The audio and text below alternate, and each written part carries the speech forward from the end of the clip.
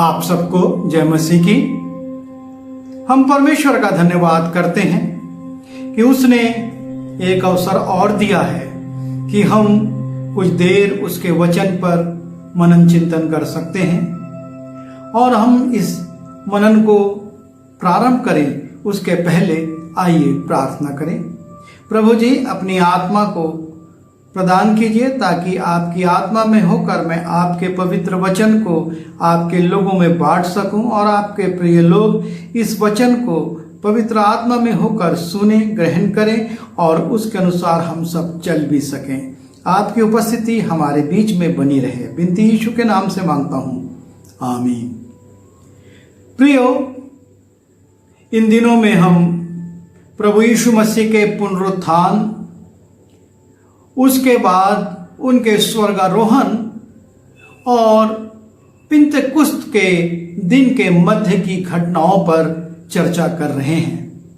और यीशु मसीह के स्वर्गारोहण और पिंतेकुस्त के दिन के बीच में लगभग 10 दिन मिलते हैं, जिसमें कि चेले यीशु मसीह के आज्ञा के अनुसार यरूशलेम में ठहर कर प्रार्थना करते हैं।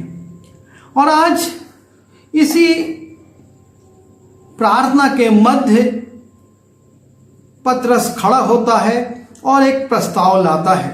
जब हम प्रेरितों का काम उसके पहले अध्याय के 15वें पद में जाते हैं, वहां पर लिखा है, और उन्हीं दिनों में पतरस भाइयों के बीच में जो 120 व्यक्ति के लगभग इकट्ठे थे, खड़ा होकर कहने लगा, हे भाइयों, अवश्य था कि पवित्र शास्त्र का वो लेख पूरा हो जो पवित्र आत्मा ने दाऊद के मुख से यहूदा के विषय में, जो यीशु के पकड़वाने वालों का अगुवा था, पहले से कही थी। क्योंकि वह तो हम में गिना गया और इस सेवकाई में सहभागी हुआ। उसने अधर्म की कमाई से एक खेत मोल लिया और सिर के बल गिरा और उसका पेट फट गया और उसकी सबतुनियां निकल पड़ी। और इस बात को यरूशलेम के सब रहने वाले जान गए, यहाँ तक कि उस खेत का नाम उनकी भाषा में हकलदमा अर्थात लोहू का खेत पड़ गया। क्योंकि भजन संहिता में लिखा है कि उसका घर उजड़ जाए और उसमें कोई ना बसे और उसका पद कोई दूसरा ले ले। और यहां पर हम देखते हैं कि पतरस एक बार फिर से अगुवाई करता है, क्योंकि पतरस के जीवन को जब हम देखते हैं, वो हमेशा लीडिंग रोल में रहता है, हमेशा लीड करता है। और यहां पर भी वो खड़ा होता है और इस बात को वो प्रकट करता है कि अब हमको एक नए प्रेरित का चुनाव करना है। यहूदा इस्करियोती जो 12 में से एक था, उसके लिए वो भजन संहिता की भविष्यवाणियों को कोट करते हुए बताता है कि किस प्रकार से उसने ये काम किया और उसके जीवन में क्या दंड आया और वो चला गया। और अब जब वो पद खाली हो गया है, तो भजन का लेखक कहता है कि उसके पद को कोई और ले ले, कोई दूसरा उस पद को ले ले। और इस प्रकार से पतरस अपने लोगों को, वहां पर 120 लोग जमा हैं, अर्थात 109 लोग ऐसे हैं जो कि प्रेरितों में से नहीं हैं। 11 प्रेरित थे, तो उन 20 में 109 लोग जो थे, उनके सामने एक विचार को पतरस रखता है। और हम देखते हैं कि पतरस जब भी कोई समस्या आती है, कोई आवश्यकता होती है, वो पहले खड़ा होता है और कोई भी चेला उसकी इस अगुवाई को चुनौती नहीं देता है। और उसके पीछे जो इतिहास में कारण है, और वो ये है कि यीशु मसीह ने पतरस से ये कहा था। जब हम मत्ती रचित सुसमाचार उसके 16वें अध्याय के 16वें पद से जाते हैं, जहां पर कि यीशु मसीह प्रश्न करते हैं कि लोग मुझे क्या कहते हैं, और तब नाना प्रकार के उत्तर आते हैं। फिर यीशु मसीह कहते हैं, तुम मुझे क्या कहते हो? और तब 16वें पद से लिखा है, शिमोन पतरस ने उत्तर दिया। जब यीशु पूछते हैं कि तुम मुझे क्या कहते हो, शिमोन पतरस ने उत्तर दिया कि तू जीवते परमेश्वर का पुत्र मसीह है। शिमोन पतरस का उत्तर था कि तू जीवते परमेश्वर का पुत्र मसीह है। यीशु ने उसको उत्तर दिया कि हे शिमोन, योना के पुत्र, तू धन्य है, क्योंकि मांस और लोहू ने नहीं, परंतु मेरे पिता ने जो स्वर्ग में है ये बात तुझ पर प्रकट की है। और मैं तुझसे कहता हूं कि तू पतरस है, और मैं इस पत्थर पर अपनी कलीसिया बनाऊंगा, और अधोलोक के फाटक उस पर प्रबल ना होंगे। मैं तुझे स्वर्ग के राज्य की कुंजियां दूंगा, और जो कुछ तू पृथ्वी पर बांधेगा वो स्वर्ग में बांधेगा, और जो कुछ तू पृथ्वी पर खोलेगा स्वर्ग में खुलेगा।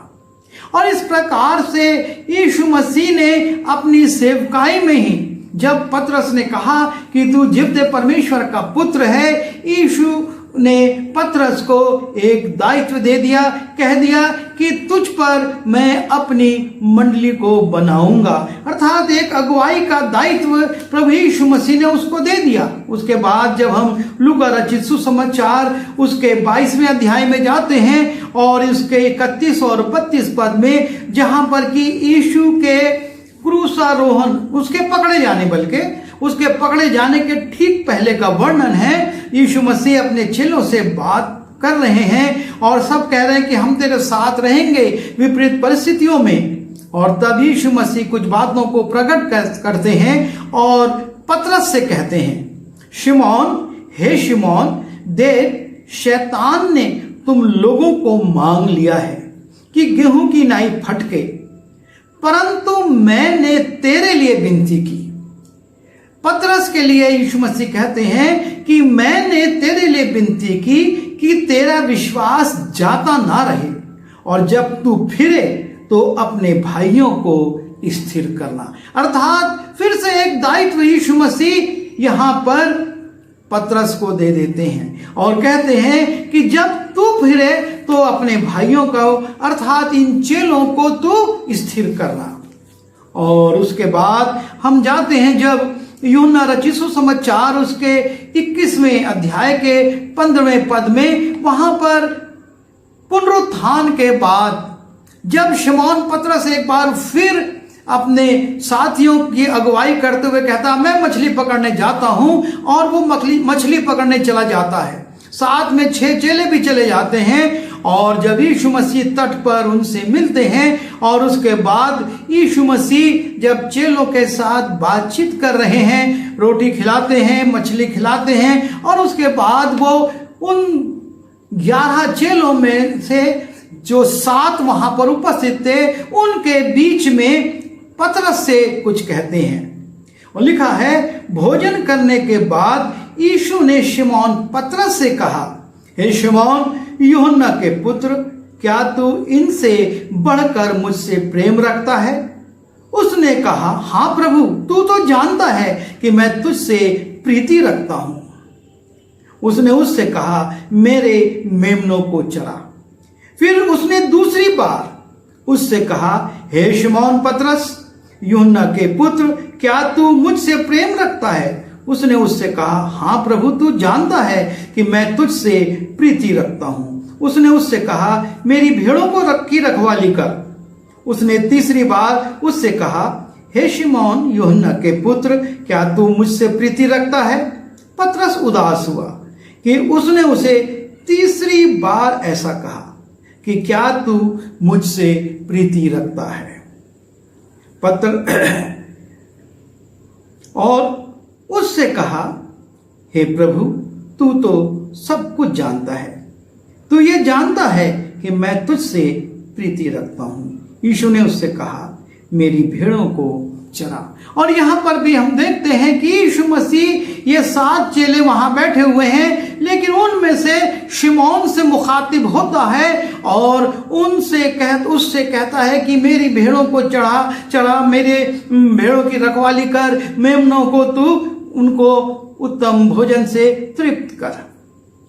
और इस प्रकार से हम देखते हैं कि यीशु मसीह ने पतरस को एक अगुवाई का दायित्व दिया था, और इस अगुवाई को पतरस हमेशा निभाता। उसका स्वभाव में यह था कि वो पहले अपनी बात करने लगता है।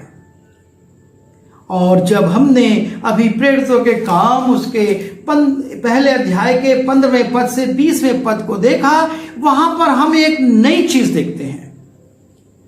क्योंकि जब हम बाइबल पढ़ते हैं, यह जरूरी है कि हम उन बारीक बातों पर भी ध्यान दें।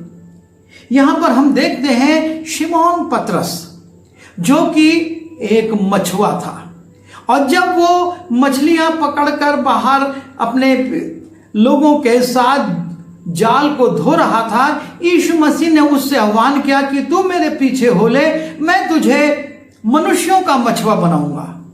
और इस प्रकार से हम देखते हैं ये मछुआ एक साधारण, हम नहीं जानते कि उसकी शिक्षा क्या थी, पर इतना जरूर जानते हैं कि उसने थियोलॉजी या व्यवस्था नहीं पढ़ी थी। वो व्यवस्था की कुछ बातों को जानता होगा, वो यहूदी था और उसको कुछ बातें मालूम होगी, लेकिन चूंकि वो एक मछुआरा था, उसने वो स्टडी, क्योंकि वो तो याजक महायाजक या पुरनिया नहीं था, उसने वो स्टडी नहीं की होगी।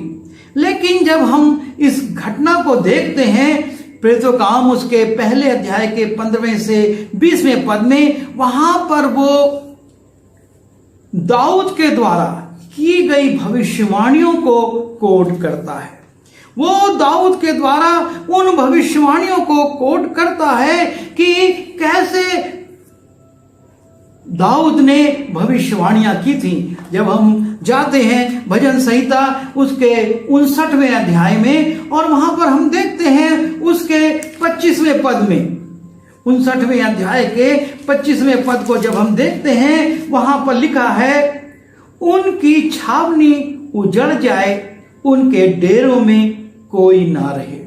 और इस भविष्यवाणी को यहां पर लिंक करना या जोड़ना साधारण मनुष्य के लिए कठिन था।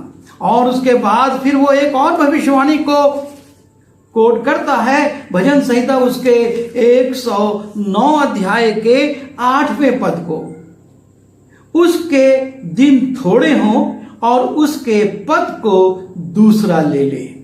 और इस प्रकार से एक साधारण मछुआरा जो कि यीशु मसीह के साथ साथ रहा था, इन गंभीर व भविष्यवाणियों को जो कि बहुत पहले की गई थी, उनको यहां पर कोट कर रहा है कि ये यहूदा इस्करियोती के लिए थी, और इसलिए इन भविष्यवाणियों के अनुसार अब हमको करना होगा कि हम एक नए प्रेरित का चुनाव करें। और ये पतरस कैसे कर सका? मैं ये बात कह रहा था कि हम कभी ध्यान नहीं देते और पढ़ते चले जाते हैं। एक साधारण मछुआरा कैसे इन बातों को समझा सका, बोल सका, जोड़ सका, और उनके आधार पर वो दावा कर रहा है कि हमको ये करना है। और जब हम लूका रचित सुसमाचार उसके 24वें अध्याय में जाते हैं और 44वें और 45वें पद को देखते हैं, वहां पर हमको इसका उत्तर मिलता है कि कैसे पतरस कर सका। लिखा है, यीशु मसीह कह रहे हैं, यीशु मसीह कहते हैं, फिर उसने उनसे कहा, ये मेरी वे बातें हैं जो मैंने तुम्हारे साथ रहते हुए तुमसे कही थी कि अवश्य है कि जितनी बातें मूसा की व्यवस्था और भविष्यवक्ताओं और भजनों की पुस्तकों में मेरे विषय में लिखी हैं, सब पूरी हों। तब उसने पवित्र शास्त्र बूझने के लिए उनकी समझ खोल दी। यीशु मसीह ने पवित्र शास्त्र को समझने के लिए इन चेलों की बुद्धि को, उसकी समझ को खोल दिया। और जब उनकी बुद्धि खुल गई, वो उसको समझने लगे, तब भजन में जो बातें लिखी थी, जैसा 44वें पद में लिखा है कि जितनी बातें मूसा की व्यवस्था और भविष्यवक्ताओं और भजनों की पुस्तकों में मेरे विषय में लिखी हैं, वो पूरी हों।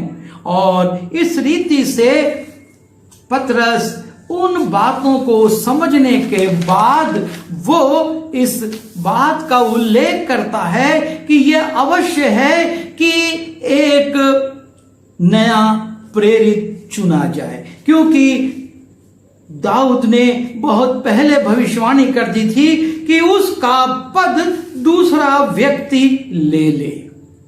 और तब यहां एक और पतरस का रूप नजर आता है जो भविष्यवाणियों को समझ रहा है। उसके बाद हम देखते हैं, हमने इतना उल्लेख जो देखा इसलिए देखा कि पतरस को प्रभु यीशु मसीह ने अगुआ ठहराया था और चेले इस बात को स्वीकारते थे और उसकी बात को मानते थे। और जब नए प्रेरित की नियुक्ति का विषय आता है तो यहां पर यदि पतरस चाहता तो अपनी पसंद का कोई व्यक्ति नियुक्त कर सकता था और उसको कोई चुनौती नहीं दी जा सकती थी। या पतरस चाहता तो वो तो विवाहित था, क्योंकि उसी की सास के ज्वर को यीशु मसीह ने उतारा था और वो अपने पुत्र को उसकी जगह ला सकता था।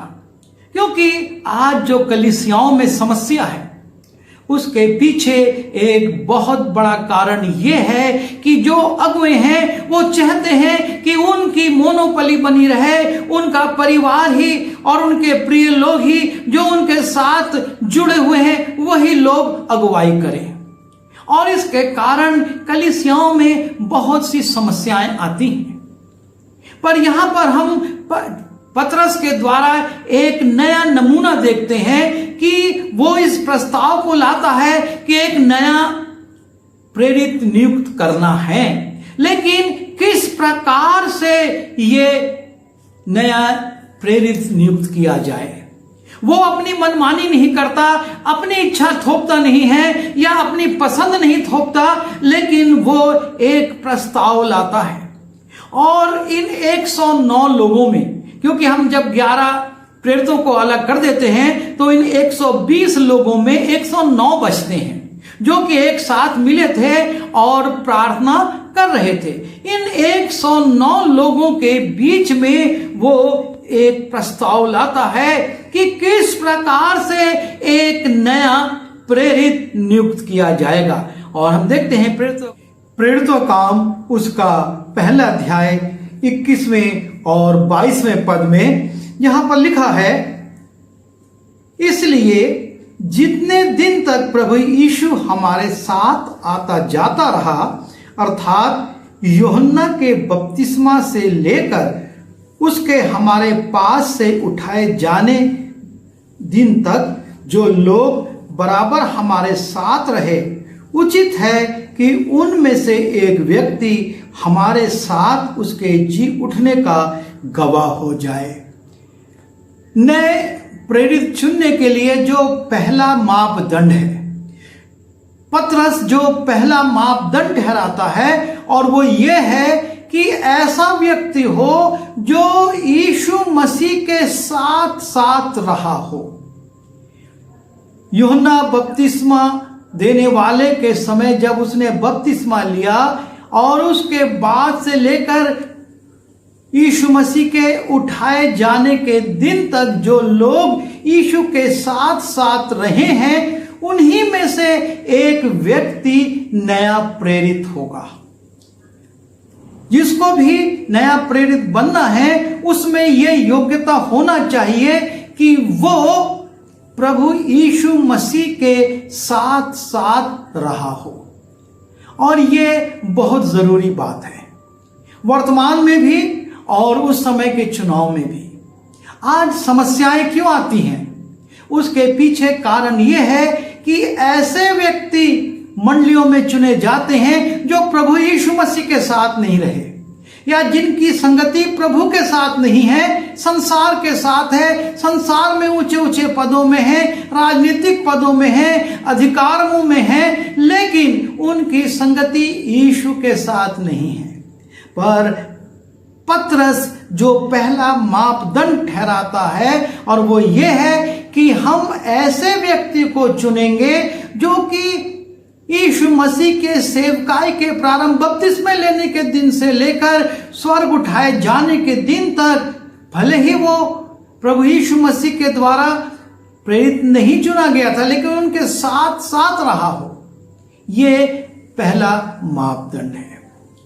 और इन 109 लोगों में हम देखते हैं कि 2 व्यक्ति ऐसे मिलते हैं जो कि इस शर्त को पूरा करते हैं, जो कि इस मापदंड के अनुसार ठहरते हैं। और लिखा है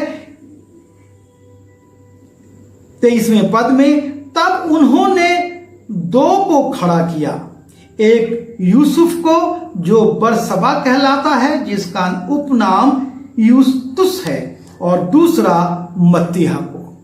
इन 109 लोगों में 2 व्यक्ति ऐसे मिले जो यीशु के साथ साथ उसके बपतिस्मे से लेकर स्वर्गारोहण तक रहे थे, और उसको वो खड़ा करते हैं।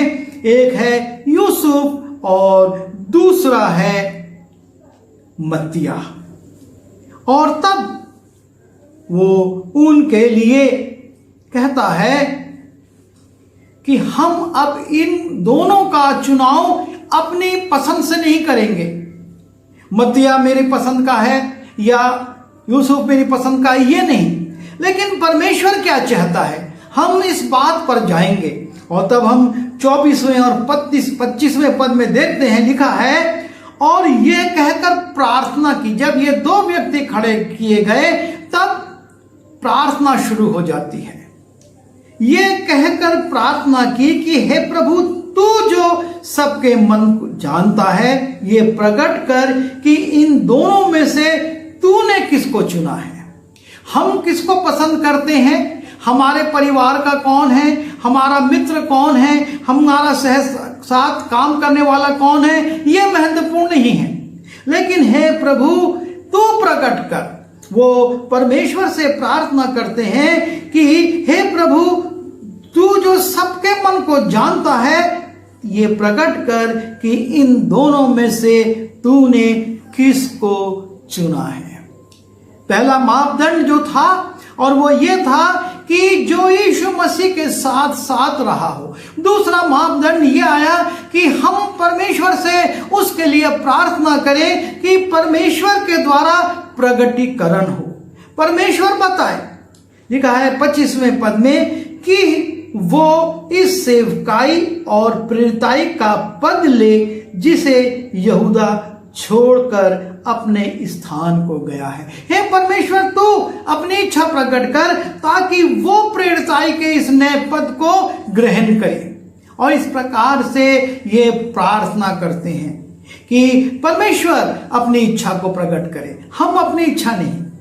और तीसरी बात हम देखते हैं 26वें पद की पहली लाइन में कि तब उन्होंने उनके बारे में चिट्ठियां डाली। अब परमेश्वर कैसे प्रकट करे, और वो 2 चिट्ठियां तैयार करते हैं, 2 नाम रखते हैं, प्रार्थनाएं करते हैं, और प्रार्थना करने के बाद चिट्ठी निकालते हैं कि परमेश्वर का प्रगटीकरण उनके सामने हो जाए कि परमेश्वर ने किसको चुना है। और इसलिए लिखा है तब उन्होंने उनके बारे में चिट्ठियां डाले। पतरस पूरी तरह से परमेश्वर पर आश्रित होकर इस नए प्रेरित के लिए काम कर रहा है। वो अपनी बुद्धि, अपनी योग्यता, अपनी पसंद, अपना परिवार या अपनी इच्छा को नहीं थोपता है, लेकिन वो पहले मापदंड रखता है कि जो यीशु मसीह के साथ रहा हो, फिर उसके लिए प्रार्थनाएं की जाती हैं, और फिर उसके लिए चिट्ठियां डाली जाती हैं कि परमेश्वर तू प्रकट कर कि तूने किसको चुना है। और तब हम देखते हैं कि चिट्ठी निकलती है और लिखा है, और चिट्ठी मत्तियाह के नाम पर निकली, सो वो उन 11 प्रेरितों के साथ गिना गया।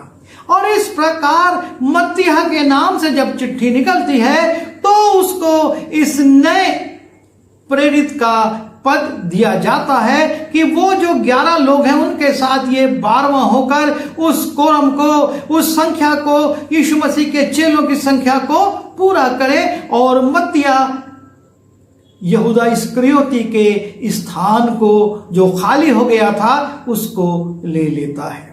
और ये एक बहुत बड़ा नमूना है हमारे लिए कि हमको परमेश्वर के काम करने के लिए कैसे अपने सहयोगियों को, सहकर्मियों को चुनना है, हम किस प्रकार से चुनाव करें और हमारी मंडलियां कैसे आगे बढ़ें। यदि हम अपने परिवार को, अपनी पसंद को, अपने लोगों को देखते रहेंगे तो समस्याएं आती रहेंगी, क्योंकि ये चुनाव परमेश्वर का नहीं, ये हमारा है। ये दृष्टिकोण परमेश्वर का नहीं, हमारा है। और इसलिए चूंकि वो मानवीय दृष्टिकोण से, मानवीय योग्यताओं से चुने गए हैं, वो कालांतर में असफल हो जाते हैं। पर मत्तिया के बारे में कहीं हम नहीं पढ़ते कि उसकी सेवकाई में कोई त्रुटि रह गई, क्योंकि वो व्यक्ति था जो यीशु मसीह के साथ साथ रहा था। यीशु मसीह का बपतिस्मा उसने देखा था, यीशु का स्वर्गारोहण उसने देखा था, यीशु मसीह की सेवकाई को उसने देखा था। और तब प्रार्थना के साथ परमेश्वर की इच्छा के अनुसार चिट्ठी डालकर उसको चुना जाता है और इसके कारण ये नया प्रेरित प्रभु यीशु के काम को आगे बढ़ाता है। आज हमको ये घटना एक चुनौती देती है। परमेश्वर ने शायद पतरस के समान आपको और मुझको चुना हो कि हम सेवा करें, लेकिन इसका मतलब ये नहीं है कि हम उसको अब अपनी इच्छा अनुसार करें, लेकिन जरूरी ये है कि हम उसे परमेश्वर की इच्छा में करें, उसके मार्गदर्शन में करें, उसकी अगुवाई में करें और उसके साथ जुड़े हुए लोगों के साथ करें, ना कि सांसारिक योग्यता रखने वालों के साथ। और तब हम देखेंगे कि जिस प्रकार से ये 12 प्रेरित प्रभु यीशु की सेवकाई करते हैं, वर्तमान की मंडलियां भी प्रभु की सेवा कर सकेंगी। प्रभु हमारी सहायता करे कि इस नमूने के द्वारा हम अपनी वर्तमान सेवाओं को और अच्छा कर सकें। आइए दुआ करें। प्रभु जी, हम आपके चरणों पर आते हैं, धन्यवाद देते हैं पतरस के लिए, जिसको कि आपने एक अगुवा के रूप में रखा था और सारे प्रेरित उसकी अगुवाई में अपने कार्यों को करते थे। और उसने अपने इस अगुवा होने के पद को, दायित्व को कभी अपने इच्छा के अनुसार नहीं किया, लेकिन जब ये बड़ा समय आया कि एक नए प्रेरित का चुनाव हो तो वो सारी बातें आपके हाथ में छोड़ देता है और तब मत्तिया का चुनाव होता है, जो कि आपके उन प्रेरितों के साथ मिलकर सेवा करता है। हम भी वर्तमान में इसी रीति से अपने सहयोगियों का चुनाव करें, आपकी सेवा में आगे बढ़ें और आपके वचन को अपने क्षेत्र में, अपने प्रदेश में और अपने देश में फैला सकें। विनती यीशु के नाम से मांगते हैं, आमीन।